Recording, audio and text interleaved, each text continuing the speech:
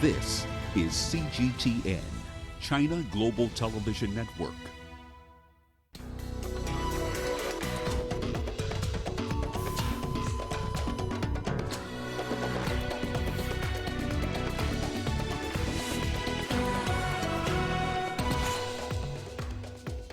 Mali coup leaders bow to pressure and release ousted President Ibrahim Boubacar Keïta from custody.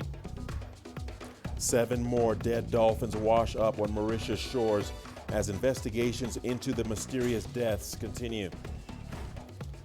And easing travel in Africa, Centers for Disease Control to standardize COVID-19 testing across the continent. Hello and welcome to Africa Live. As always, great to have you with us. I'm Richard Nta, live in Nairobi. And for those of you joining us from across the continent and around the globe, we thank you for joining us. And tonight I'm alongside Penina, who has our business headlines. Penina. Thank you, Richard. Coming up on Africa Live Business, Angola bets on more oil discoveries to show up its revenue. And businesses in Zimbabwe welcome the government's decision to shorten the overnight curfew. I'll be back in about half an hour's time from now with details of those stories and plenty more. For now, it's back to you, Richard. Thank you so much, Penina. Once again, welcome to Africa Live. Let's bring you up to speed with some of the stories we have on our radar. Let's begin in Mali, where the coup leaders have released ousted President Ibrahim Boubacar Keïta from detention. His release is one of the demands of Mali's international partners, including France and regional bloc ECOWAS. A spokesman for the junta said Keïta has returned to his home, but did not give further details. Keïta was arrested by mutinying soldiers on the 18th of August, shortly after they took over power in a coup. The coup leaders have requested to stay in power for a 3-year transition period before the country can hold elections. ECOWAS, however, says what is acceptable is an interim government for a maximum of 1 year. All right, let's now cross over to CGTN's Phil Haza, who has the latest. Phil, thanks for joining us here on Africa Live. First things first, Phil, tell us more about Keïta's release. Also, what more do we know about the condition and his whereabouts?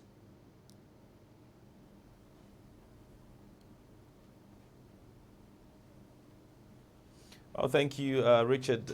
For now, not much is known about his state of, how he's living, his condition. What we know is that he was escorted by a large number of security operatives to his hometown in Bamako, his residence, I beg your pardon, in Bamako.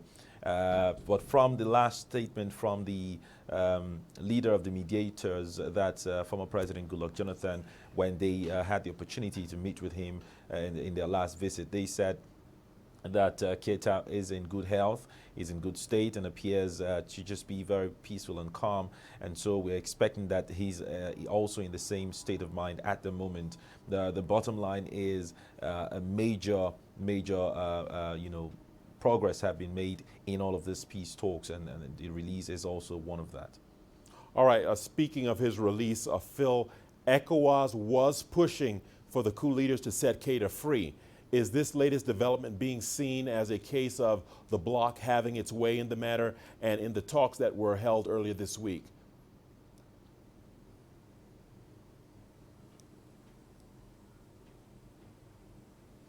Well, it's one way to look at it as a huge success for the ECOWAS team, the mediators, to say that, one of their requests has finally been heeded upon by the junta. But another way to look at it is also that it's possible that the military junta might just want to up their negotiating power a little bit. Having to release the man a day before another major talk means that they might want to let go of some pawns or officers, like in a game of chess, so they can have an increase in bargaining power to maybe ensure that the ECOWAS team take heed or listen to their own request at this time. So we just have to wait until their meeting on Friday to see how the ECOWAS team will respond to this, and of course listen to the junta for a roundtable. Well, Phil, speaking of that meeting on Friday, ECOWAS leaders are scheduled to hold the meeting on Friday to discuss further steps towards efforts to restore civilian rule. Tell us more about what is on the table at that meeting.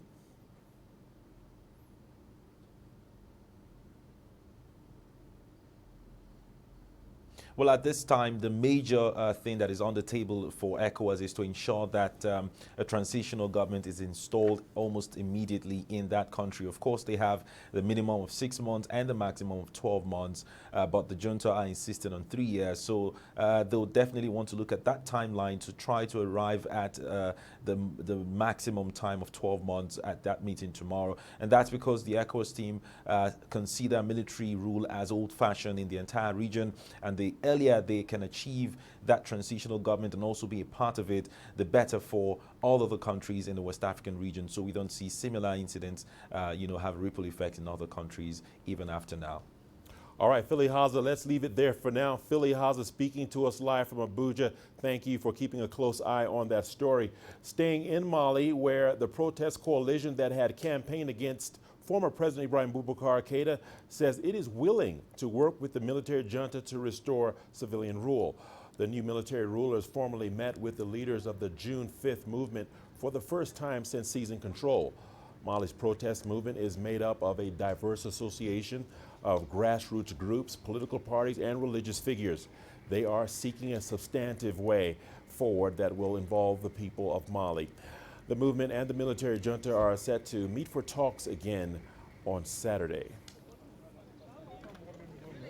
Nous avons dit qu'à partir de ce moment, we have said that from this moment on that the two major actors in the transition for change expected by the Malian people for the establishment of a new Mali must be recognized. The two key actors are the M5 RFP and the military junta, or if we want, the military junta and the M5 RFP.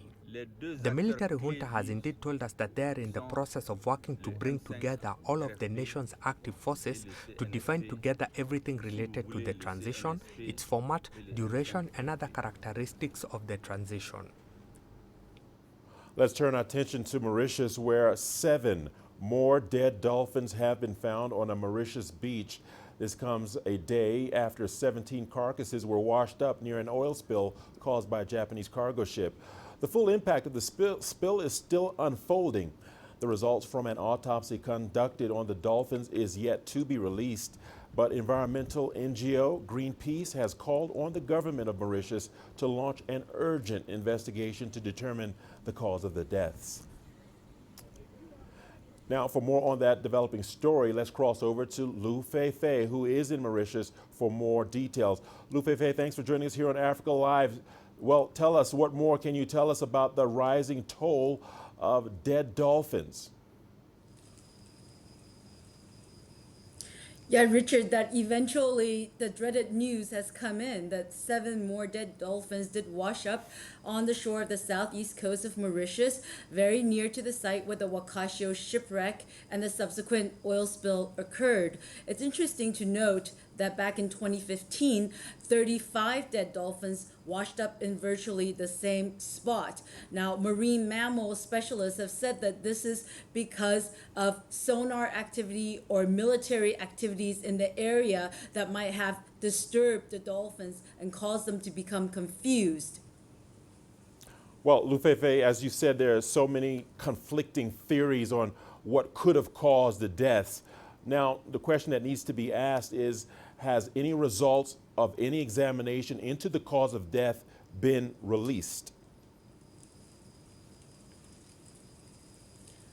What we know is that 2 of the dead dolphins from yesterday, 2 of the original 17, were taken to the Albion Fisheries Research Center, where the autopsies have been performed, and the government released preliminary findings today that there were no traces of oil found on these 2 dolphins, either in their respiratory systems, on their skin, in their throat, or in their stomachs. Of course, as you mentioned, the local NGO EcoSud is calling for a full investigation into this and also a release of the complete autopsy reports. And of course, Greenpeace is doing much of the same.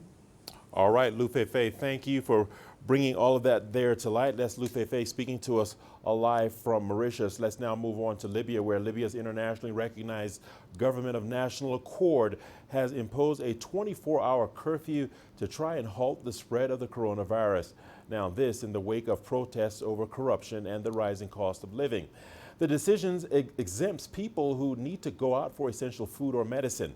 The curfew comes 3 days after protests in Tripoli and the nearby town of Zawiya began to escalate. Protest supporters say the curfew is designed to prevent further demonstrations.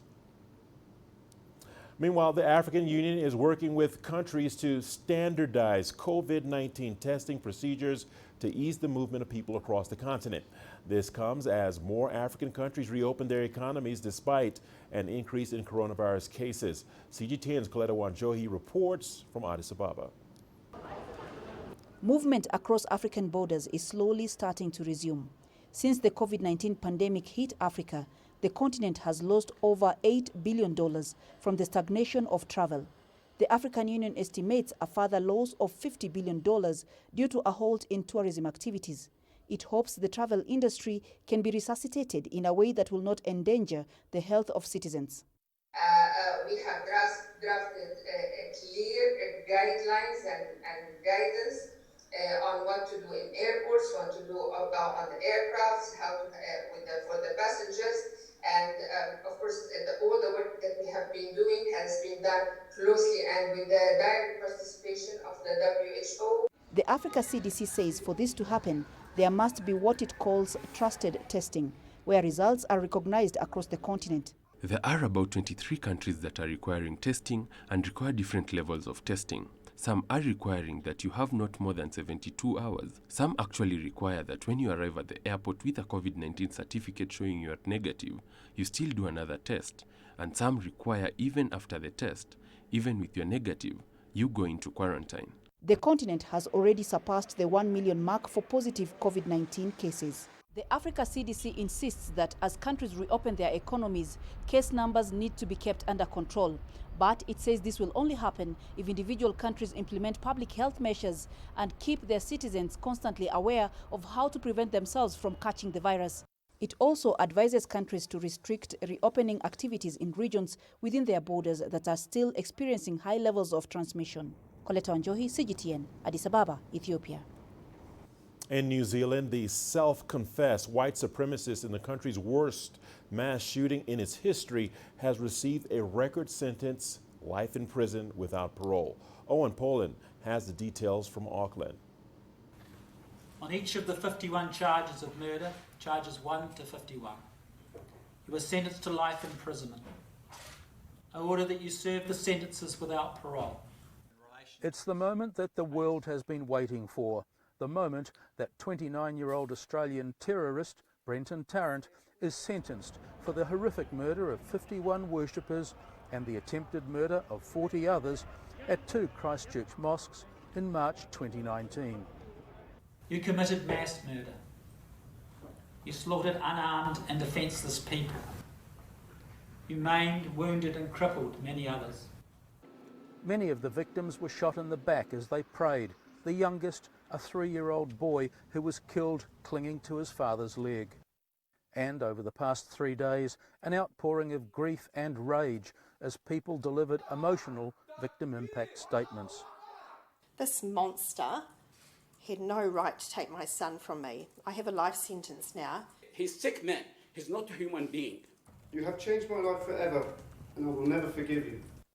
Tarrant live-streamed the horrific attack on Facebook, and he posted a white supremacist manifesto online before he was finally arrested for a mass murder that shocked the nation. This is one of New Zealand's darkest days. Relieved that the killer will never see the light of day, the Prime Minister had a message for the Muslim community. Nothing will take the pain away, but I hope you felt the arms of New Zealand around you through this whole process. And I hope you continue to feel that through all the days that follow. And while there was finally some closure, there was also a harsh reality. No punishment will bring our loved ones back. Tarrant refused to speak to the court, and the judge said the terrorists' aim to divide the community had failed. The hatred that lies at the heart of your hostility to particular members of the community that you came to this country to murder has no place here. It has no place anywhere. And in the Muslim community, there's an overwhelming feeling of defiance and unity. You are the loser and we are the winners. I'm strong, and you made me even stronger. Some are already calling for Tarrant to be deported back to Australia, but for now he'll be kept at great expense to taxpayers in solitary confinement at Auckland's maximum security prison. And this is probably the last time anyone will see him again. Owen Poland, CGTN, Auckland. And to the U.S. now, and Hurricane Laura has made landfall in the state of Louisiana, one of the most powerful storms to ever hit the region. In fact, forecasters are warning of an unsurvivable storm surge, possibly higher than a two-story house. It made landfall as a Category 4 storm, the second strongest on the 5-step scale. It rapidly weakened to a Category 2 storm as it swept inland. About 620,000 people are under mandatory evacuation orders. You are watching Africa Live. We have a lot more news coming your way. Here's a look at what's ahead. The Democratic Republic of Congo contains a measles outbreak that has killed more than 7,000 children. Millions of Tunisians hail TikTok and condemn U.S. threat to ban the app. You don't find the stories of North Africa by sitting on the sidelines. You got to get out, go there, and you'll find them. In the bazaars of Casablanca. Among the crowds in Cairo. Who come to visit Cairo, the ancient capital of Egypt. Along the waters of the Nile. Along the sands of the Sahara. No one else will take you where we can in North Africa. No one else will show you what it's all about. CGTN, see the difference.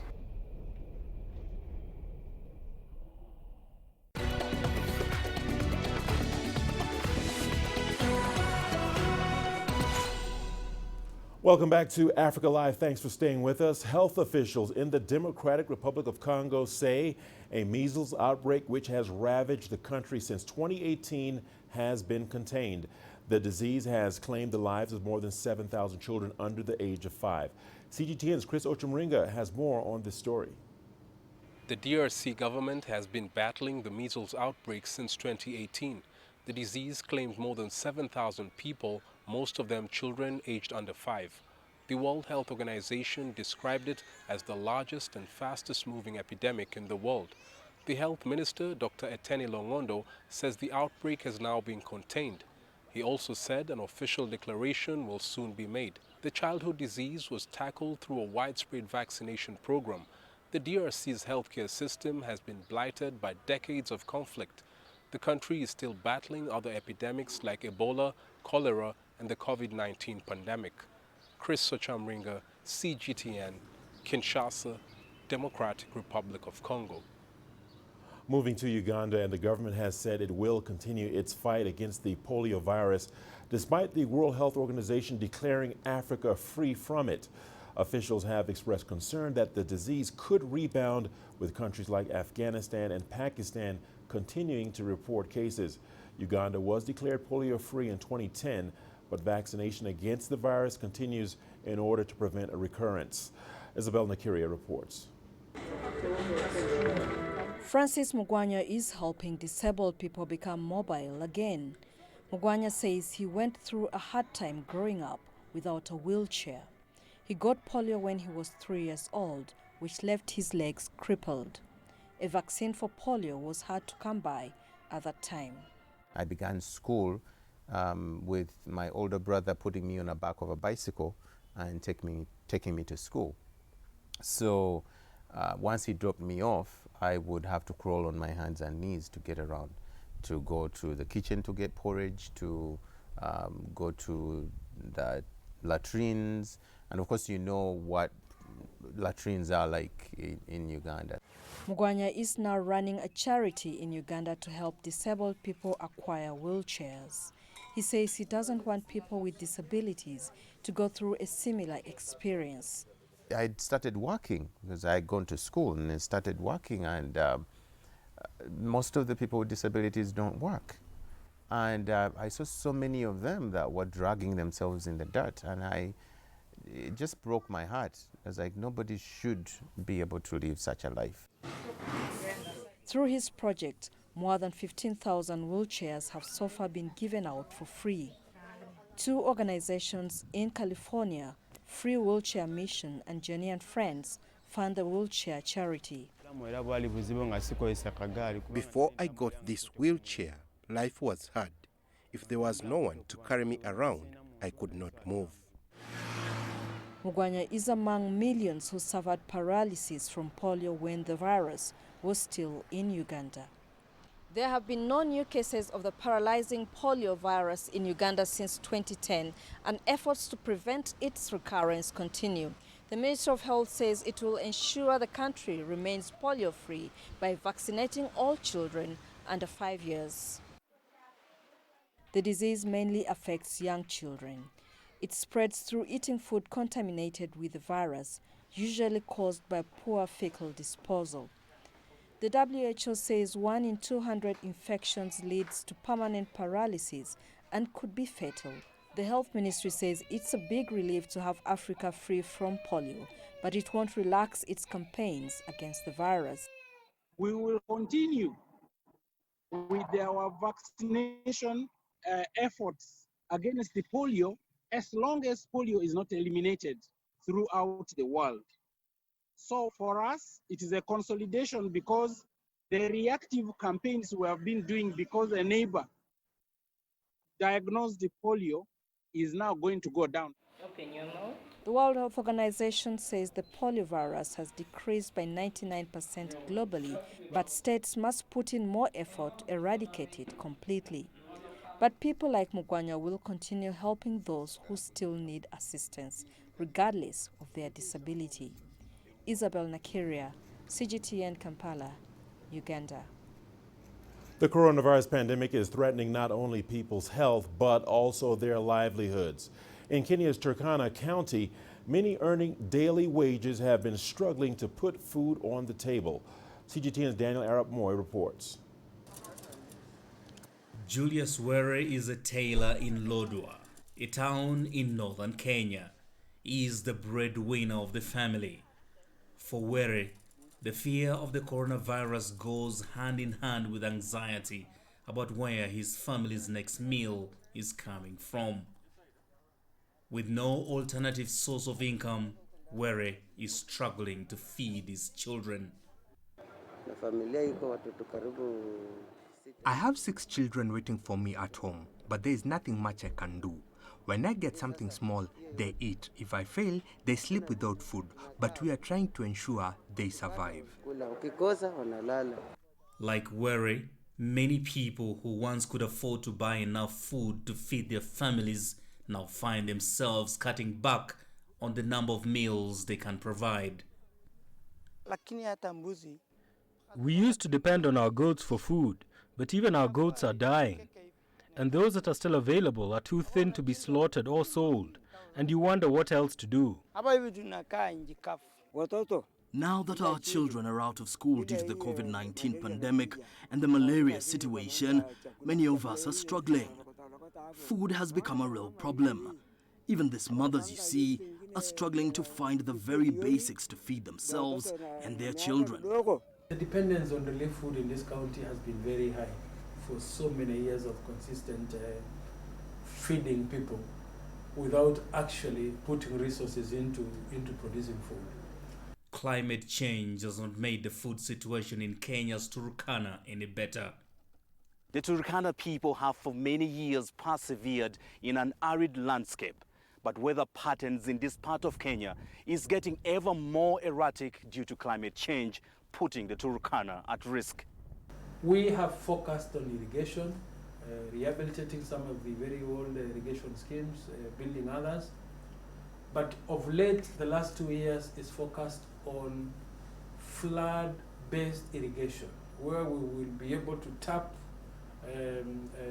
irrigated water. According to the Famine Early Warning Systems Network, food insecurity among pastoral and marginal agricultural areas is expected to be highest in August and September during the lean season. Daniel Arap Moi, CGTN, Turkana, Kenya. From Turkana to some lessons from China. The country launched the Empty Your Plate campaign back in 2013 to curb officials' extravagant feasts and receptions. Now, in the latest move, the country is calling on the public to stop wasting food amid the fallout from COVID-19. Authorities say it's necessary to maintain a sense of crisis on food security, despite reports of consecutive bumper harvest. Mong Qingsheng visits several restaurants in southwest China's Chengdu and has this report. Empty your plate and no leftovers. This sign reminds diners to avoid wasting food.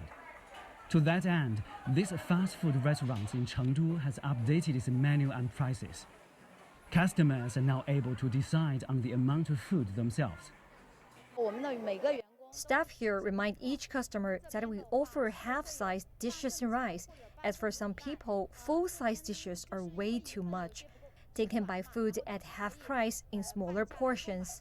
This fast food chain offers more than 30 kinds of dishes, and each day they serve around 500 people. When people leave leftovers on their plates, they are collected by staff and used as a source of fertilizer.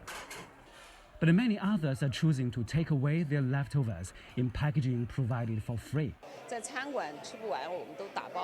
I prefer taking away the leftovers and being frugal. By doing so, I'm setting a good example to my grandson. At one of the most popular hotpot restaurants in the area, diners are served smaller portions of food. But for first-time customers, ordering the right amount can prove a little tricky.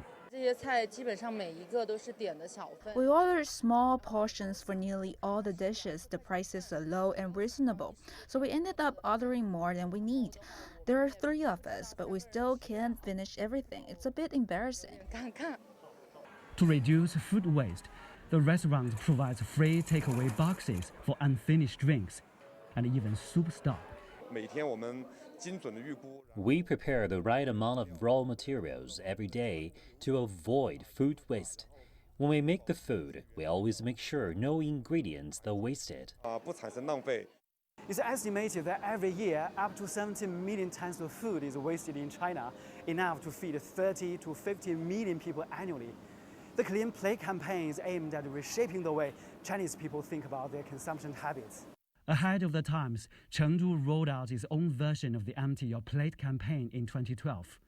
It also called on restaurants to minimize food waste and promote hygiene by providing separate spoons and chopsticks to serve meals.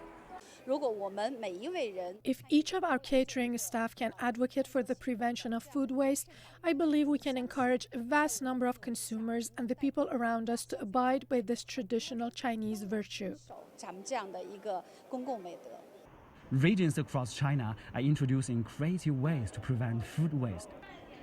At this campus in northwest China's Xi'an, students can swap an empty plate for food. The country's top legislature is now mulling over legislation to secure long-term policies to stop the waste of food. Meng Qingsheng, CGTN, Chengdu. And to Tunisia now, and TikTok users in the North African country believe that the popular video sharing app owned by a Chinese firm ByteDance is a window onto the world. Many youth in the country claim they have become famous on the platform and made new friends globally. The Tunisian users have criticized the U.S. threat to ban the popular app. CGTN's Adnan Shawashi brings us that story. With over 1.5 million followers, Emna is one of the most successful TikTok users in Tunisia and North Africa. The 24-year-old digital content creator has been making videos for over 2 years. Now she's a full-time TikTok user who spreads love and creativity through her account. Any ordinary person can show their hidden creative side. One can act, sing, and dance. TikTok is a world of unlimited talent. Many TikTok stars in Tunisia often produce group videos to raise awareness among their online community for important causes. The coronavirus crisis has devastated the tourism sector in the country. Khalid and Emna are promoting tourism through their accounts. They are making videos to invite people to visit Tunisia. Any TikTok user can make videos individually or work in groups. It's a space where people can serve noble causes through art and talent. It's very simple and easy to reach millions of people. We are serving our country through TikTok. Khalid and his friend Emna, as well as many TikTok users in Tunisia, have denounced the US president's threat to ban the popular app. They say the move has even encouraged more people to download and discover the app. TikTok is a successful Chinese enterprise. Trump wants to block Chinese innovation and technology. It's a failed political maneuver. Our generation does not listen to Trump. TikTok will remain our favorite app. The Trump so-called TikTok ban has had the opposite effect. Now, there are millions of new users, especially youths, are downloading the app. Trump cannot stop TikTok because it is a space of freedom. TikTok has opened the door for many users to gain fame on social media and in real life. Tunisian users cling to this virtual world, which is bringing people together and embracing the principles of tolerance, diversity, and coexistence. Experts assert that TikTok's simple video making process quickly turned it into a mainstay in internet culture. Tunisian users believe that the app's popularity in the world is growing even further after Trump's threat to ban it in the US. Adnan Shawishi, CGTN, Tunis. The news continues on Africa Live. Time now for our business segment with Panina. Thank you, Richard. Coming up on Africa Live Business tonight. Angola bets on more oil discoveries to shore up its revenue. And businesses in Zimbabwe welcome the government's decision to shorten the overnight curfew. Africa is the nexus of enterprise, and global business will tell you why it matters. From the mega investment projects to multi-billion-dollar mergers and acquisitions. Africa today collects, just in terms of revenues from taxes alone, $545 billion a year. If you take 10% of that and you devote it to the energy sector, problem solved. All this on Global Business, weekdays at this time on CGTN.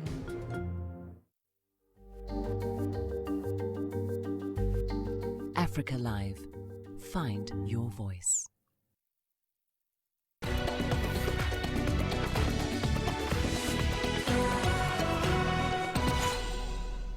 Africa's second largest oil exporter, Angola, has unveiled a 2020 to 2025 energy roadmap.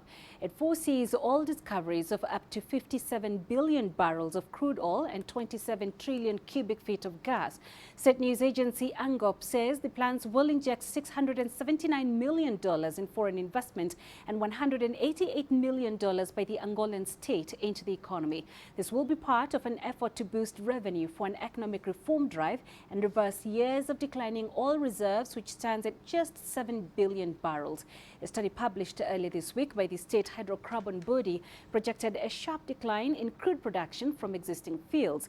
The drop began in 2008 and is set to accelerate to almost nothing by 2040. South African retailer Massmart Holdings says its first half headline loss widened to $65 million. Sales at its stores fell due to COVID-19 restrictions. The company, majority owned by Walmart, said in a statement that headline loss dropped by 36% in the 6 months to June from a headline loss of $47 million in the first half of 2019. Headline earnings is the main measure in South Africa. Sales fell by 9.7% to $2.12 billion, with comparable store sales decreasing by the same amount.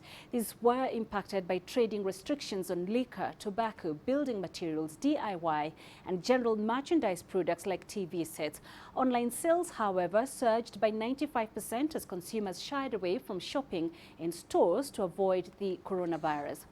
Businesses in Zimbabwe have welcomed the government's decision to shorten an overnight curfew and extend operating hours. The curfew has been cut to between 8 p.m. and 6 a.m., while business hours have been restored to between 8 a.m. and 4:30 p.m.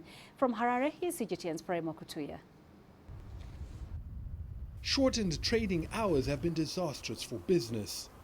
Listed retailer Edgar's Limited reported declines of 43 and 55.7% in turnover and sales respectively for the first half of the year, attributed to the COVID-19 lockdowns. Other top-end outlets are counting their losses. But the impact has probably been felt more here in the informal sector that's always counted on its capacity to operate outside traditional business hours as an advantage. They have welcomed the additional time to close crucial sales. It is better to go up to 4:30 than it is to go up to 3. The challenges are still on the public transport, especially where that is still limited. But look, under the circumstances, it's an improvement. Many here want the restrictions eased further. The last few days have been promising because we have seen a slight increase in traffic, but there are still many of our customers being blocked from getting into town at police checkpoints since they don't have letters authorizing them to move around.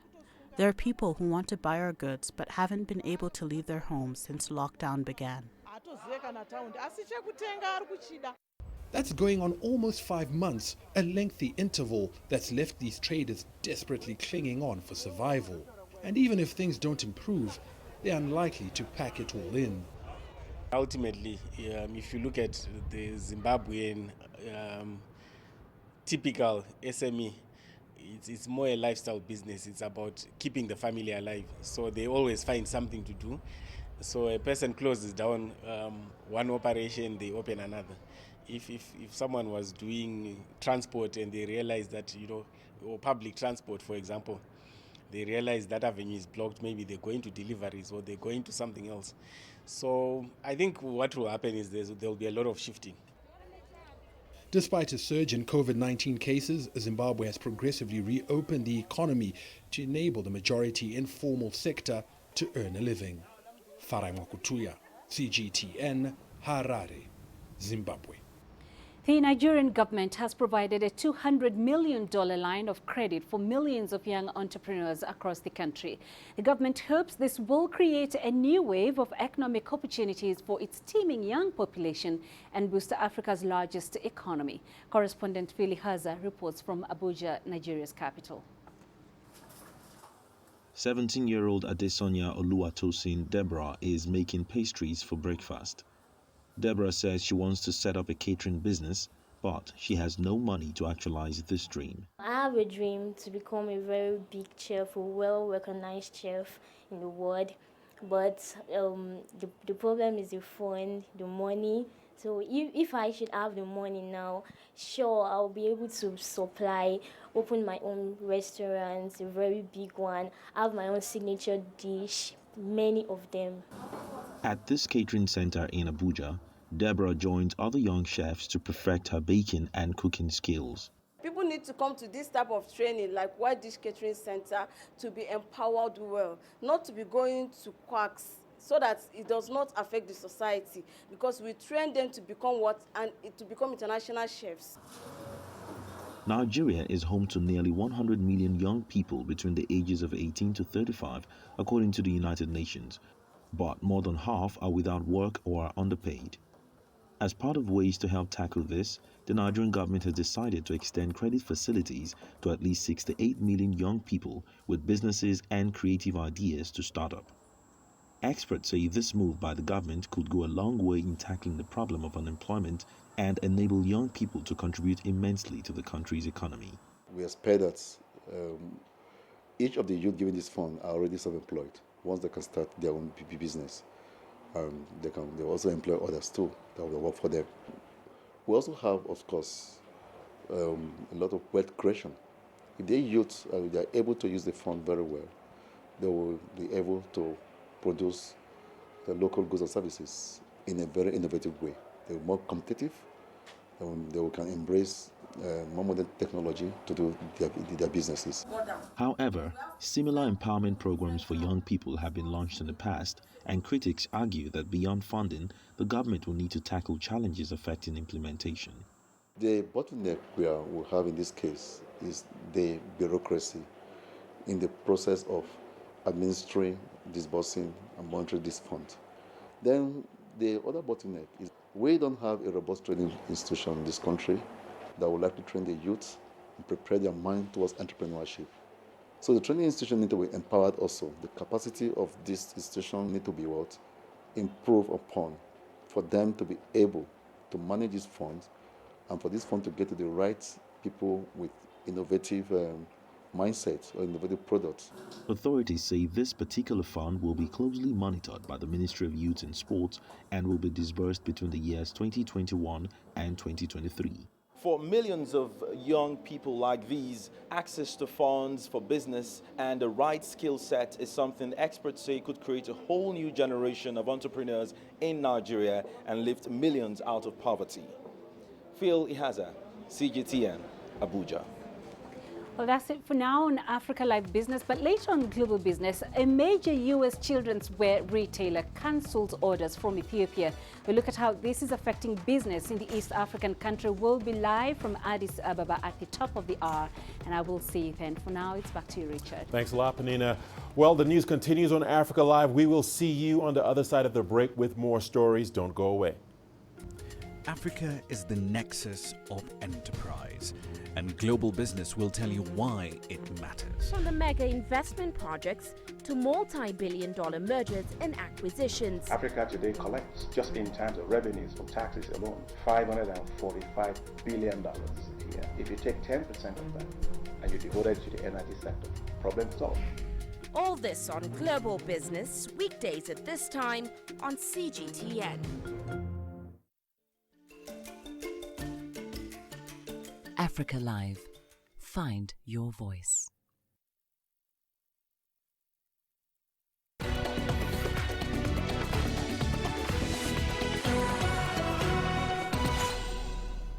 Welcome back to Africa Live. Many countries across Africa went into lockdown when the world declared a global coronavirus pandemic. This triggered a moment of panic and desperation for most people on the continent. But others decided to use this period for inspiration by turning food into art. CGTN's Terry Wangari has more. These sculptures replicate landmarks from various countries in the world. They were created using one of the world's favorite dishes, spaghetti. The non-edible sculptures are painstakingly put together by Lagos-based visual artist and sculptor Aderintomiwa Oyatomi. I just want to show the world that these places are great architectural pieces because it's beautiful and they are made with, great techniques because they are kind of very different from every other thing that we know. And the second thing is just want to relate to people about these places where you can visit when you get to this exact country. His first pasta-inspired sculpture was a replica of the Eiffel Tower. He created it in March, the first month of Nigeria's lockdown due to the novel coronavirus. The 33-year-old has since created over 5 global landmarks using over 25,000 strands of spaghetti. And while many people don't agree with his use of food for art, it's the message behind it that matters most. People thinking my kind of art is waste is maybe they don't really have the knowledge of what I'm trying to show to people. What I'm just trying to show to people is just an expression that even if you are fragile, you can still stand when you are being close together. When you can hold yourself together, then you can still stand. The Nigerian sculptor also hopes that his art will remind people of exciting destinations to visit after movement restrictions are eased. Terry Wangari, CGTN. And we've got your sports news coming up after the break. Here's a look at the headline. Senegal's first female professional